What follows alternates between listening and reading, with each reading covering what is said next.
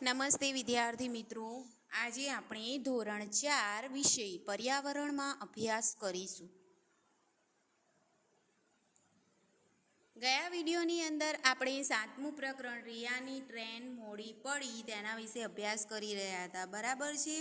જ્યારે ટ્રેનની અંદર કોઈ પ્લેટફોર્મ પર ઊભી હતી કોણ? રિયા. તો બારીમાંથી એણે જોયું કે દિવાલ પરની ઘડિયાળમાં કેટલા વાગ્યા હતા? 5 વાગ્યા હતા, બરાબર છે. પછી થાંભલા પર ગોળ પાટિયામાં વડોદરા જંકશન લખેલું હતું. એટલે રિયા અને એના પપ્પા અને એના કુટુંબ સાથે ક્યાં પહોંચી હતી? વડોદરા, બરાબર છે. પછી શું થયું? માઇકમાં સૂચના આપવામાં આવી રહી હતી કે વડોદરા, સુરત, વલસાડ, વાપી, મુંબઈ તરફ જવાવાળી અને આવવાવાળી તમામ ટ્રેનો 2 કલાક મોડી ચાલશે, બરાબર. પછી એ લોકોએ બ્રશ કર્યું, ચા લઈને નાસ્તો કર્યો, બરાબર. પછી ત્યાંના જે સ્થળ છે એની મુલાકાત લીધી એના પપ્પા સાથે, એ પણ આપણે જોયું હતું. પછી આપણે પ્રશ્નોના જવાબ પણ લખાવવામાં આવ્યા હતા કે તમે વિચારો કે રિયાની ટ્રેન વડોદરા સ્ટેશનથી 2 કલાક કેમ મોડી ઉપડી હશે? તો વડોદરાથી મુંબઈ વચ્ચે રેલવેના પાટાનું કદાચ સમારકામ ચાલતું હોય, વડોદરા અને મુંબઈ વચ્ચે કોઈ ટ્રેનમાં ગડબડ કે અકસ્માત થયો હોય અને પાટા ઉપર ઊભી હોય, વહેલી સવારથી જ રાબેતા મુજબની ટ્રેનો 2 કલાક મોડી ચાલતી હોય, બરાબર, એવું પણ બની શકે. પછી આપણે જોયું હતું કે રિયાએ સ્ટેશન પર કયા કયા સ્થળોની મુલાકાત લીધી હતી. તો ટ્રેન જે રેલવે સ્ટેશન છે ત્યાં કઈ કઈ પ્રકારની સુવિધાઓ હોય છે એ આપણે જોયું હતું પહેલાં, કે ટિકિટ બારી, ટિકિટ ચેકર રૂમ, પ્રતીક્ષા ખંડ, પછી પાર્સલ રૂમ, કોઈ પાર્સલ મોકલવાનું હોય તો પાર્સલ રૂમમાં મોકલવામાં આવે છે, લોકરની સુવિધા હોય છે, ટોયલેટ બાથરૂમ પણ હોય છે. પછી આ રિયા એ લોકોએ ટોયલેટની શૌચક્રિયાઓ જે સવારની પતાવી એ બધી સુવિધાઓ ત્યાં હોય છે, સૂવાની, રહેવાની, બરાબર છે. એક પ્લેટફોર્મ પરથી બીજા પ્લેટફોર્મ પર જવાનો સીડીવાળો પુલ પણ હોય છે, એ આપણે જોયું હતું, બરાબર છે. છેલ્લે આપણે જોયું હતું કે ફાટક ઉપર ઘણા બધા સાધનો ઊભા હતા, બરાબર છે. ટ્રેન રિયાની જ્યાંથી નીકળી ત્યારે ફાટકની પેલી બાજુ અને સામેની બાજુ બંને બાજુએ સાધનો ઊભા હતા, બરાબર. રિક્ષા, સાયકલ, સ્કૂટર, માલ સામાન ભરેલી ટ્રકો, કેટલાક લોકો પોતાના વાહનો બંધ કર્યા વગર ઊભા હતા, જેથી કરીને ત્યાં ધુમાડો અને અવાજ ને ઘોંઘાટ ને એવું વાતાવરણ થઈ ગયું હતું, બરાબર. ઘણા લોકો શું કરતા હતા? ફાટકના સળિયા નીચેથી પસાર થઈને પાટાની નજીક આવીને ઊભા હતા, જેથી કરીને ફટાકથી વહેલા ટ્રેન ઉપડે અને તરત જ આપણે પહોંચી જઈએ, બરાબર. તે સમયે અમારી ટ્રેનની બાજુમાંથી બીજી ટ્રેન પસાર થઈ. મેં અને હિમાક્ષી તે ટ્રેનના ડબ્બા ગણવા પ્રયત્ન કર્યો, પરંતુ બંને ટ્રેન ખૂબ ઝડપથી ચાલતી હતી, જેથી ડબ્બા ગણી શકાયા નહીં. જુઓ ચિત્રમાં, આ રિયાની ટ્રેનની સામે બીજી એક ટ્રેન પસાર થઈ. એ લોકોએ ટ્રેનના ડબ્બા છે એ ગણવાનો પ્રયત્ન કર્યો, પણ ટ્રેનની સ્પીડ કેવી હોય? એકદમ ઝડપી હોય, એથી એ લોકો ગણી શક્યા નહીં ડબ્બા, બરાબર. ટ્રેનના ડબ્બા હોય છે ને, આ જુઓ તમે, અહીંયા ડબ્બા દેખાય છે 1, 2, 3. ક્યારેક તમને ટ્રેનની મુસાફરી કરો તો ગણવાનો તમારે પ્રયત્ન કરવાનો. પછી મેં તમને લેસનમાં આપ્યું હતું કે તમે ક્યારે રેલવે ફાટક પાસેથી પસાર થયા છો? જો હા, તો ફાટક બંધ હતું ત્યારે અને ફાટક ખુલ્યું ત્યારે ત્યાંની હલન ચલન કેવી હતી તે વિચારીને લખવાનું છે, બરાબર છે. તો એમાં તમે ક્યારે ટ્રેન રેલવે ફાટક પર પાસેથી પસાર થયા હોય તો ત્યાંનું જે દ્રશ્ય છે એ જ લખવાનું છે, બરાબર છે. બધા પોતપોતાનું વાહન ચાલુ કરે છે, બરાબર. પછી નાના મોટા વાહનો ફાટકની આજુબાજુ બમ પસાર કરીને ઝડપથી જવાની કોશિશ કરતા હોય છે. બધાને જવાની ઉતાવળ હોય એટલે થોડીક વારમાં વાહનોની ભીડ ઓછી થઈ જાય છે, બરાબર. ફાટક પસાર કરીને પછી લોકો પોતપોતાના સ્થળે પહોંચી જાય છે, એ જ લખવાનું છે. આપણે સ્વાધ્યાય પોથીમાં પ્રશ્ન લખાવીશું, બરાબર છે. અત્યારે એમાં કંઈ લખવાનું નથી. રિયાએ ફાટક પાસે શું શું જોયું એ આપણે લખાવ્યું તો બસ, કાર, રિક્ષા, સાયકલ, સ્કૂટર તેમજ માલ સામાન ભરેલી ટ્રકો જેવા વાહનો પણ ઊભા હતા. કેટલાક લોકો પોતાના વાહન બંધ કર્યા વગર ઊભા હતા. કેટલાક લોકો જોખમ ખેડી ફાટકના સળિયા નીચેથી પસાર થઈને પાટાની નજીક આવીને ઊભા હતા, બરાબર છે. તો આવું દ્રશ્ય રિયાએ ફાટક પાસે જોયું હતું. આપણે અહીંયા જોયું ને આગળ કે રિયાની ટ્રેન જ્યાંથી નીકળવાની હતી ત્યાં ફાટક પાસે ઘણા બધા સાધનો ઊભા હતા, બરાબર છે. હું આંખો બંધ કરીને બારી પાસે બેઠી હતી. અચાનક ટ્રેન ચાલવાનો અવાજ બદલાઈ ગયો. ખડ ખડ ખડ ખડ એવો અવાજ આવવા લાગ્યો અચાનક, બરાબર. કેમ? મેં મારી આંખો ખોલી અનુમાન કરો મેં શું જોયું છે. મારી ટ્રેન એક મોટી નદી પરનો પુલ પસાર કરી રહી હતી, બરાબર છે. નદી છે અને એની પર પુલ છે અને એની પરથી ટ્રેન પસાર થઈ રહી હતી. મમ્મીએ કહ્યું, આ નર્મદા નદીનો પુલ છે. આ નદી ગુજરાતની સૌથી મોટી નદી છે. ગુજરાતની સૌથી મોટી નદી કઈ છે? નર્મદા. તેનું પાણી નહેર દ્વારા દૂર દૂરના વિસ્તાર સુધી પહોંચાડવામાં આવે છે. ગુજરાતના વિવિધ સ્થળોએ શહેરોમાં ગામડાઓ સુધી ગુજરાતના નદીનું પાણી નહેરો દ્વારા પહોંચાડવામાં આવે છે. થોડીક દૂર બીજા 2 પુલ પણ દેખાતા હતા. તેના પરથી નાના મોટા વાહનો પસાર થઈ રહ્યા હતા. પપ્પાએ કહ્યું કે જે પહેલો પુલ દેખાય છે તેને ગોલ્ડન બ્રિજ કહેવાય. શું કહેવાય? Golden bridge. નર્મદા નદી ઉપર જે પુલ છે તેને શું કહેવાય? Golden bridge. તે ખૂબ જ જૂનો અને મજબૂત પુલ છે. નર્મદા નદી પરથી જ્યાંથી રિયાની ટ્રેન પસાર થઈ રહી હતી, બરાબર છે, એ પુલ કયો હતો? એ પુલની સામે જે પુલ હતો તે ગોલ્ડન બ્રિજ કહેવાય છે, જે નર્મદા નદી પર આવેલો છે. ખૂબ જ જૂનો છે, મજબૂત છે. તેનાથી આગળ જે પુલ દેખાય છે તે નર્મદા નદી પર નવો બાંધેલો પુલ છે. તે ભારતના સૌથી મોટા કેબલ બ્રિજ તરીકે ઓળખાય છે. તો એ જે 2 પુલ છે એમાં નર્મદા નદી પર નવો જે બાંધ્યો છે પુલ એને કેબલ બ્રિજ કહેવાય. જે જૂનો છે અને મજબૂત છે એ કયો છે? Golden bridge. ખ્યાલ આવી ગયો? હવે રિયા એ લોકોએ શું કર્યું? શૌચક્રિયા ને પહેલાંની સ્નાન ક્રિયા ને બધી પતાવી, બરાબર છે. પછી એ લોકોએ રેલવે સ્ટેશન પર કઈ કઈ સુવિધાઓ છે એ જોયું, બરાબર છે. એમાં આપણે પાર્સલ રૂમ, પછી પ્રતીક્ષા ખંડ એ બધું જોયું, બરાબર. ત્યાર પછી એ લોકોએ શું કર્યું?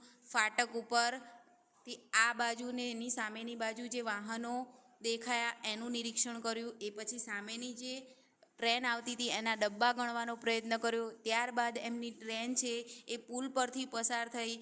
પુલની સામે બીજા ઘણા બધા પુલ હતા. એમાં જે પુલ હતો એ નર્મદા નદી પરનો પુલ હતો, જે ગોલ્ડન બ્રિજ, અને બીજો પુલ છે એ કેબલ બ્રિજ તરીકે ઓળખાય છે. આટલે સુધી દરેકને આવડવું જોઈએ, બરાબર છે. હવે આપણે આટલે સુધી ગયા વિડીયોમાં જોયું હતું. હવે આગળનો અભ્યાસ આજે શરૂઆત કરીએ, બરાબર. ઉનાળો હોવા છતાં પણ નદીમાં પાણી ખૂબ હતું. કેટલાક માછીમારો નાવડીમાં માછલા પકડવા જાળ પાથરીને બેઠેલા જોવા મળ્યા. પુલ લાંબો હોવાથી આ બધું જોવાની ખૂબ જ મજા આવી. શું હતું? ઉનાળો હતો છતાં પણ નદીની અંદર ખૂબ પાણી હતું, બરાબર છે. અને માછીમારો શું કરતા હતા? માછલા પકડવા માટે જાળ પાથરીને બેઠા હતા. માછલીઓ અંદર ભરાય કે તરત જ એ જાળને લઈ લેવાની અને બધી માછલીઓ એમાંથી કાઢી લેવાની, બરાબર. પુલ લાંબો હોવાથી આ બધું જોવાની ખૂબ મજા આવી. જે નદી પરનો પુલ હતો એ કેવો હતો? ખૂબ જ લાંબો અને મોટો હતો.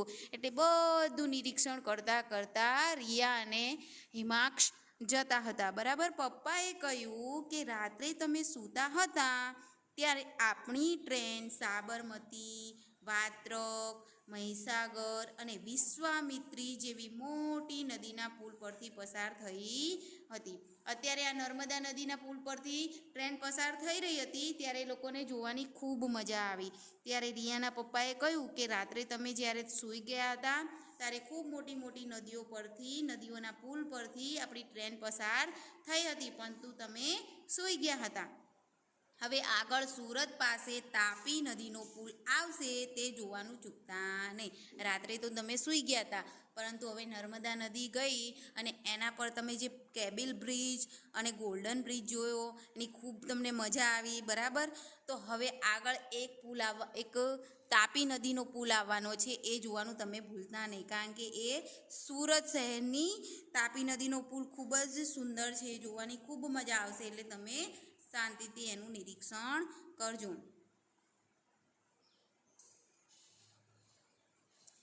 બરાબર છે. તો તમે ક્યારે આવા પુલો જોયા છે વિદ્યાર્થી મિત્રો? નદી પરના પુલ છે જ્યાંથી વાહનો પસાર થાય છે, એ સિવાય પણ પાણી ના કારણે કોઈ માલહાનિ ના થાય, જાનહાનિ ના થાય એટલા માટે પુલ બાંધવામાં આવે છે. એવો પણ પુલ હોય છે, તો એ પણ તમે જોયો હશે. તો પુલ જોવો તો એનું નિરીક્ષણ કરવાનું ચૂકતા નહીં. હવે આપણે આગળ જોઈએ કે બહારના દ્રશ્યો જોવાની ખૂબ જ મજા. તમે ચિત્ર જુઓ કેટલું સરસ છે, બરાબર છે. ઝાડવાઓ દેખાઈ રહ્યા છે, ટ્રેન પસાર થઈ રહી છે, તો એની બહારનો જે નજારો છે જોવાની ખૂબ મજા આવે છે. નદી કિનારાના વિસ્તારમાં લીલા પાકવાળા ખેતરો જોવા મળ્યા. જ્યાં નદી વિસ્તાર હોય ત્યાં દૂર દૂર સુધી એને જે છોડવાઓ છે એને પાણી મળી રહે, એટલે એની આજુબાજુનો વિસ્તાર કેવો હોય છે? એકદમ લીલો હોય છે, બરાબર છે. ખેતરો, લીલા પાકવાળા ખેતરો એમને જોવા મળ્યા, એટલે જોવાની ખૂબ મજા આવી. કેટલાક ખેતરોમાં શું હતું? કેળાની ખેતી હતી. ચારે બાજુ લીલાછમ વૃક્ષો પણ જોવા મળ્યા.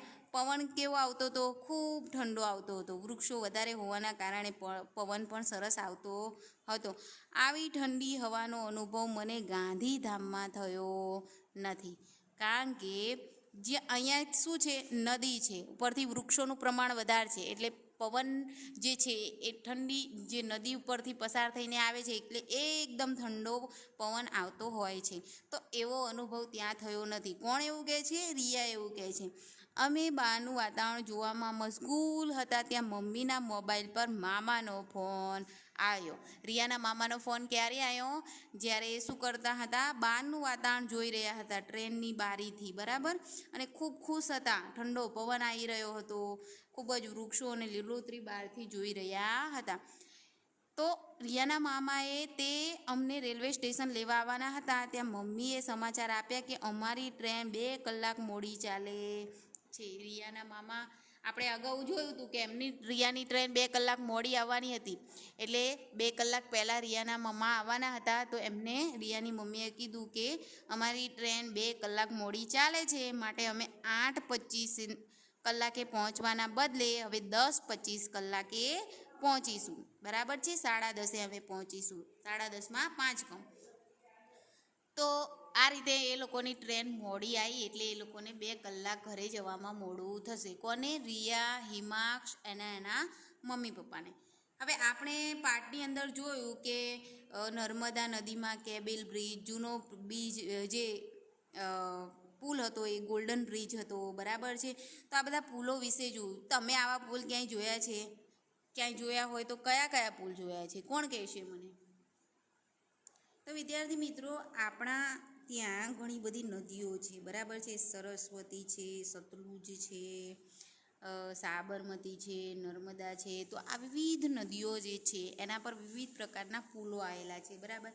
તો આપણે લખી શકીએ કે અમારા શહેરમાંથી રેલવે ટ્રેન પસાર થાય છે, તેથી લોકો અને વાહનોની અવરજવર માટે ટ્રેનના રેલવે માર્ગ ઉપર પુલ બાંધેલો હોય છે, બરાબર.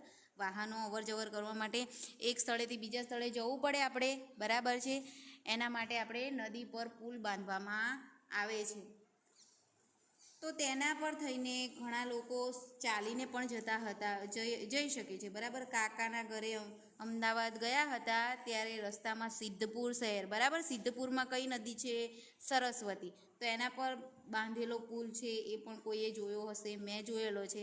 તથા અમદાવાદમાં કઈ નદી છે? સાબરમતી નદી છે, બરાબર. તો તેના પર બાંધેલો વિવિધ પુલ છે, જેવા કે રેલવેના બ્રિજ છે, સુભાષ બ્રિજ છે, ગાંધી બ્રિજ છે, નહેરુ બ્રિજ છે, લક્કડીઓ જે પુલ કહેવાય છે, એલિસ બ્રિજ, બરાબર, સરદાર બ્રિજ. તો એ બધા બ્રિજ તો લગભગ બધાએ જોયા હશે અમદાવાદની સાબરમતી નદીના, બરાબર છે. તો આ બધા પુલ તમે જોયા હશે, બરાબર. એ આપણે પછીથી લખાઈશું, અત્યારે સાંભળો મને.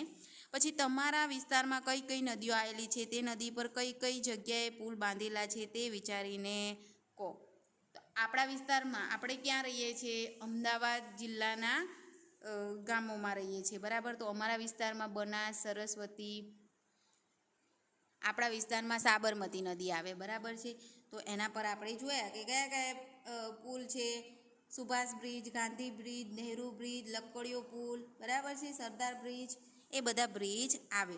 આપણી ત્યાં નર્મદા અને સાબરમતી નદીનો સમાવેશ થાય. નદી પર પુલ કેમ બનાવવા પડે છે તે કોણ કહેશે? પુલ તો આપણે જોયા, કયા કયા વિવિધ નદીઓ જોઈ, વિવિધ નદીઓ પરના પુલો જોયા. તો હવે નદી પર પુલ કેમ બાંધવામાં આવે છે? તો નદીની વચ્ચે થઈને લોકો અને વાહનોની અવર જવરનો રસ્તો નીકળતો હોય ત્યારે નદી પર પુલ બાંધવાની જરૂર પડે. બરાબર, આપણે નદી હોય અને એની સામેના વિસ્તારમાં અવર જવર કરવાની જરૂર હોય ત્યારે આપણે શું કરવું પડે? એના પર પુલ બાંધવો પડે. બરાબર, બારે માસ પાણી રહેતું હોય તો ચોમાસા દરમિયાન નદીમાં પાણીનો પ્રવાહ વધુ થઈ જાય તો નદીમાં પૂર જેવી સ્થિતિ હોય, આ કારણે પણ લોકો એક છેડેથી બીજા છેડે જવામાં તકલીફ અનુભવતા હોય છે. બરાબર છે, તો આ સમસ્યાના નિવારણ માટે પણ અને લોકોની સગવડ અને સુખાકારી માટે પણ લોકો પુલ બાંધવામાં આવતો હોય છે લોકો દ્વારા નદીઓ પર. બરાબર છે, તો આ કારણથી નદીઓ પર પુલ બાંધવામાં આવે છે. ખ્યાલ આવ્યો? ફરી એક વખત સાંભળો કે જ્યારે નદી પરનો રસ્તો અવર જવર માટેનો હોય ત્યારે એના ઉપયોગ માટે અવર જવર માટે એના પર પુલ બાંધવામાં આવે છે.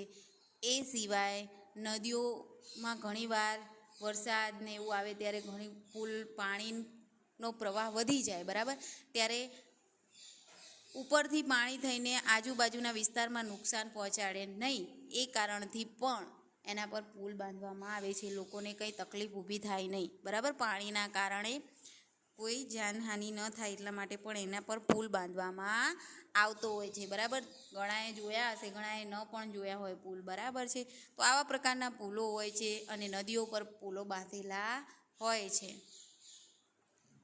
હવે પ્રશ્નોના જવાબ છે એ આપણે પાછળથી લખીશું, અત્યારે સાંભળો શાંતિથી. તમે ક્યારે પુલ પરથી પસાર થયા છો? ક્યાં? લખવાનું નથી, માત્ર સાંભળો. તો ક્યારેય થયા છો તમે પુલ ઉપરથી નીકળ્યા છો સામેની બાજુ પર? તો ઘણીવાર પાલનપુરથી અમદાવાદ કાકાને ઘેર ગયા હતા અમે, ત્યારે સિદ્ધપુરથી ઊંઝા જતા સરસ્વતી નદીના પુલ પરથી અને અમદાવાદ જતા અમદાવાદમાં સાબરમતી, બરાબર છે, સિદ્ધપુરમાં ઊંઝા જતા સરસ્વતી નદી. હવે પ્રશ્ન છે કે તમે પુલની આજુબાજુ શું જોયું? હવે સિદ્ધપુરમાં આવેલી સરસ્વતીના નદીના જે પુલ છે તેના પર પસાર થતા પુલની શરૂઆતમાં નદીની આજુબાજુ શું છે? ઝૂંપડા છે. દૂર નદીના કિનારે એક મોટું મંદિર છે.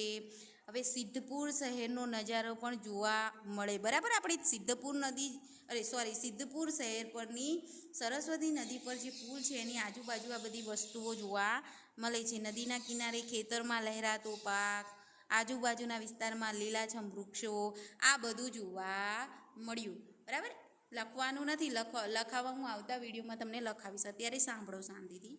રિયાની ટ્રેન કઈ કઈ નદીઓ પરના પુલ પરથી પસાર થઈ? હવે આપણે જોયું કે આપણે કઈ કઈ નદીઓ પરથી પસાર થયા અને આજુબાજુ શું જોયું. હવે આપણે એ લખવાનું છે કે રિયાની ટ્રેન કઈ કઈ નદી પરથી પસાર થઈ. બરાબર છે, તો અહીંયા આપણે જોયું કે રિયાના પપ્પાએ કહ્યું હતું કે રાત્રે તમે સૂઈ ગયા હતા ત્યારે સાબરમતી, વાત્રક, મહીસાગર અને વિશ્વામિત્રી જેવી મોટી મોટી નદીઓના પુલ પરથી એ લોકોની ટ્રેન પસાર થઈ હતી. અને એમણે એક નદી જોઈ કે એમની જે નર્મદા નદી પરનો પુલ છે, ગોલ્ડન બ્રિજ અને કેબલ બ્રિજ, એ જોયો. બરાબર છે, તો આ બધી નદીઓ પરથી એમની ટ્રેન છે પસાર થઈ હતી. કઈ કઈ? સાબરમતી, વાત્રક, મહીસાગર, વિશ્વામિત્રી. બરાબર, આ બધી નદીઓ.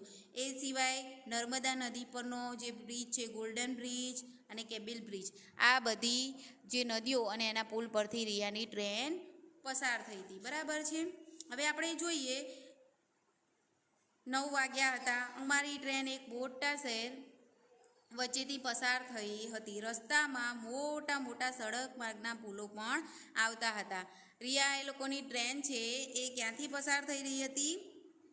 મોટા મોટા સડક માર્ગમાંથી. બરાબર છે, અહીંયા જુઓ ટ્રેન અત્યારે પુલ પરથી હવે નીચે સડક માર્ગ પર આવી ગયા. તો મોટી ઇમારતો, બજાર દેખાતા હતા. પપ્પાએ કહ્યું કે આ સુરત શહેર છે. વડોદરા પછી એ લોકો ક્યાં પહોંચ્યા? સુરત. હવે આ શહેર હીરા ઉદ્યોગ અને કાપડ ઉદ્યોગ માટે વિશ્વભરમાં જાણીતું છે. ત્યાં લાઈન કરો. હીરા ઉદ્યોગ અને કાપડ ઉદ્યોગ માટે જાણીતું છે. અમદાવાદ પછી ગુજરાતનું આ બીજા નંબરનું મોટું શહેર છે. ગુજરાતનું મોટામાં મોટું શહેર છે એ અમદાવાદ છે. બીજા નંબરનું કયું છે? સુરત. બરાબર, તો ગુજરાતનું બીજા નંબરનું મોટામાં મોટું શહેર છે તે સુરત છે. સ્ટેશન આવતા ટ્રેન ઊભી રહે, બરાબર, સુરતનું સ્ટેશન આવતા ટ્રેન ઊભી રહે. પ્લેટફોર્મ પર મુસાફરોની અવર જવર હતી. અહીં ક્યાંક ક્યાંક જુદા જુદા પહેરવેશવાળા લોકો જોવા મળ્યા. લોકોએ અલગ અલગ પ્રકારના કપડાં પહેર્યા હતા. કેટલીક સ્ત્રીઓએ ધોતીની જેમ સાડી પહેરી હતી. કેવી રીતે સાડી પહેરી હતી? જાણે ધોતી પહેરી હોય. તો કેટલાક પુરુષોએ લુંગીની જેમ સફેદ ધોતી વીંટળાવી હતી. શું કર્યું હતું એ લોકોએ?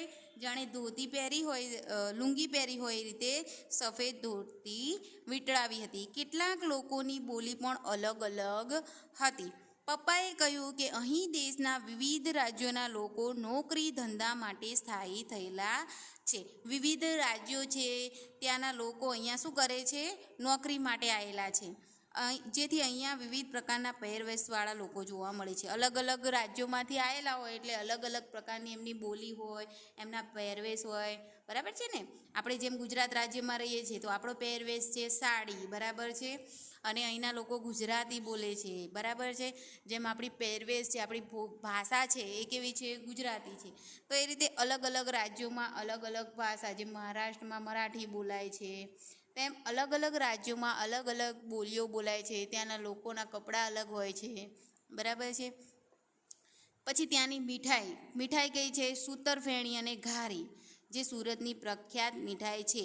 ટ્રેન 5 મિનિટ રોકાઈને ઉપડી. પપ્પાએ કહ્યું કે હવે નવસારી અને વલસાડ પછી તરત જ વાપી આવશે. આપણને વાપી પહોંચતા હવે 1 કલાક જેવું લાગશે. રિયાના પપ્પાએ શું કહ્યું કે હવે નવસારી અને વલસાડ પછી તરત જ શું આવશે? વાપી. આપણે એ લોકોને ક્યાં જવાનું હતું? વાપી જવાનું હતું. તો વાપી જવા માટે કદાચ 1 કલાક જેવું લાગશે. મમ્મીએ મામાને ફોનથી જાણ કરી કે અમારી ટ્રેન 1 કલાકમાં હવે વાપી પહોંચી જશે. રિયાને ક્યાં પહોંચવાનું હતું? વાપી. હવે વલસાડથી અમારી ટ્રેન ઉપડી. અમે અમારો સામાન વ્યવસ્થિત કરી દીધું, કારણ કે વાપી જેમનું પહોંચવાનું સ્થળ આવી ગયું. મને અને હિમાક્ષને મામાના ઘરે પહોંચવાનો આનંદ હતો. એના મામાનું ઘર જે છે ને વાપી, રિયા એ લોકોએ જે મુસાફરી કરી વાપી સુધીની, ત્યાંની સફર આપણે જોઈ. હવે એમનું સ્ટેશન આવી ગયો અને મામાના ઘરે જવાનો એમને ખૂબ આનંદ હતો કે તેઓ એમને લેવા માટે સ્ટેશને પહોંચી ગયા છે. અમારી મુસાફરી લાંબી હતી પણ મેં અને હિમાક્ષે ખૂબ મજા કરી. એમનો જે વાપી જવાનો રસ્તો હતો એ ખૂબ જ લાંબો હતો, પણ એ લોકોને ખૂબ મજા આવી. હું મારી ડાયરી લખવાનું બંધ કરું છું. મામાના ઘરે પહોંચીને બાકીનું લખીશ. તો વિદ્યાર્થી મિત્રો, અહીંયા આપણો આ પાઠ પૂરો થાય છે. હવે માત્ર પ્રશ્નોના જવાબ લખાવવાના બાકી છે, જે આવતા પીરિયડમાં આપણે લખાઈ દઈશું, બરાબર છે. અહીંયા તમે જુઓ, પાના નંબર 57 ઉપર આપેલા ગામ શહેરનું નામ, વખણાતી વાનગી, વખણાતી ચીજવસ્તુઓ, તો એ પણ આપણે આગળના પીરિયડમાં લખીશું. અહીંયા આપણો પાઠ પૂરો થાય છે. ઘરે બધાએ એક વખત આ પાઠ વાંચવાનો છે અને આગળના પીરિયડમાં દરેક પેન્સિલ, રબર ને બધું લઈને બેસજો, એટલે આપણે લખાવવાનું ડાયરેક્ટ ચાલુ કરી દઈશું, બરાબર. અસ્તુ.